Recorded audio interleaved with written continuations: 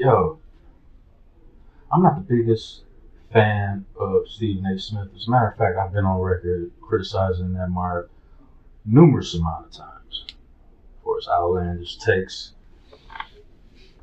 his buck dancing at times. But in this situation, he was right on the money regarding Malika Andrews, and they were the face off. And you can find those video clips on YouTube. And Malika Andrews, she's another one of these feminists, these black feminists from the liberal left. And their talking points are always, no matter what the story actually is and the reasoning behind the questioning that comes up, because Stephen Smith raised a very valid question. Emi Udoka name is being dragged through the mud. Space is out there, even though these relationships he had within the organization were consensual. So the question was asked, Emi Udoka's name can be released and publicized as far as violating company policy. What about the women that he allegedly had situationships with? What about them? Why are their names and identities being withheld?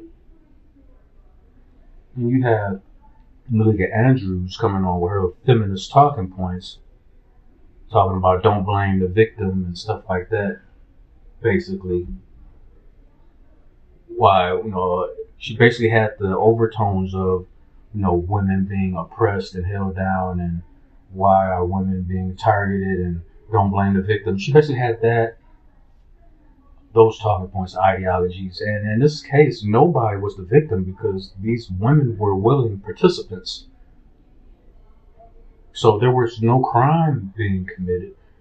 There were only violations as pertaining to the Boston Celtics organization. That's the only thing that was brought into question, and that's why Emi Udoka was suspended for a year. But I find it ironically strange that these women who participated in the situation, they're allowed to stay anonymous.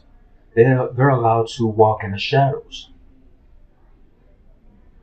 Would it be the same way if it was the other way around and it was a woman head coach who were having these relationships with people who were already married?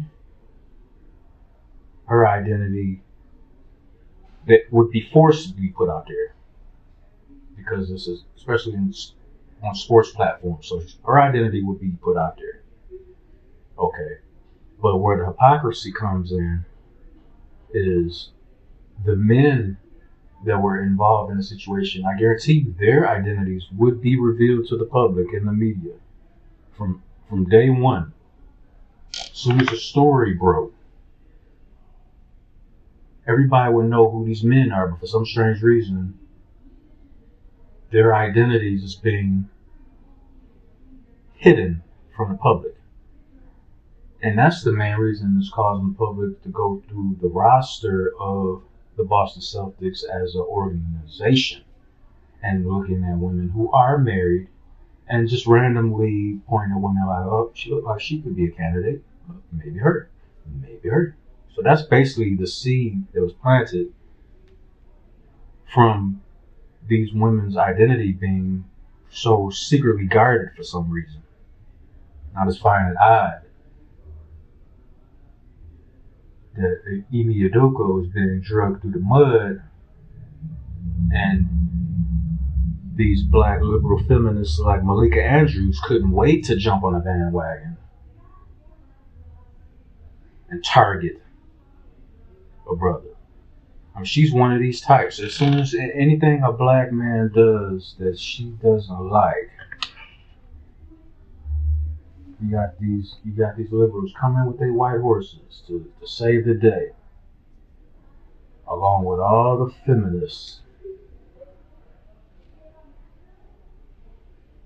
And Malika Andrews is cut out of the same cloth as Carrie Champion, the same cloth as Jamil Hill, same women's empowerment and don't blame the victims and stuff like this. And I was surprised, but delightfully surprised, that Stephen Smith actually checked her on her overtones and incendiary statements, insinuating that he was basically capping for Imi Udoka and blaming the so-called victims in the situation. Why should their identities be revealed? I agree with Stephen Smith. Why shouldn't their identities be revealed? It's not a criminal situation. It was consensual. So why shouldn't their identities be revealed? I agree with Stephen Smith wholeheartedly on this. And I don't see what the problem is. But leave it to the feminists like Malika Andrews. Oh, there's a big problem. You're blaming the victim. Where's the victim, wench? Tell me that. Where is the victim? She's just another cane toad of many cane toads walking around with these feminist talking points. Can't take these bitches seriously. Not one fucking bit.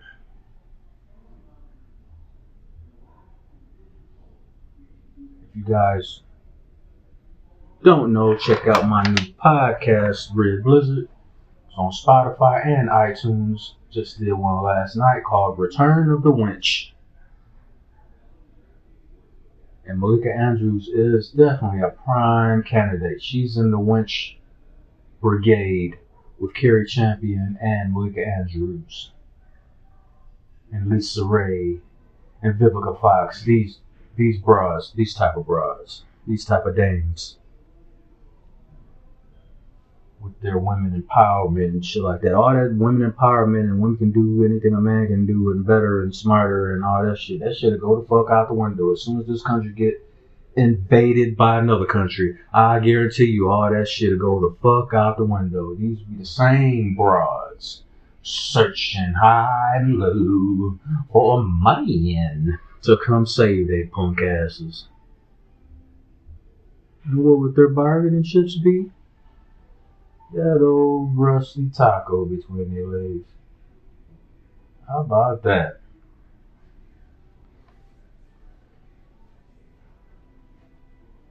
But yeah, you can't take anything these bros say seriously. They flow any way the wind blow. Because to them it's cool any way the wind blow.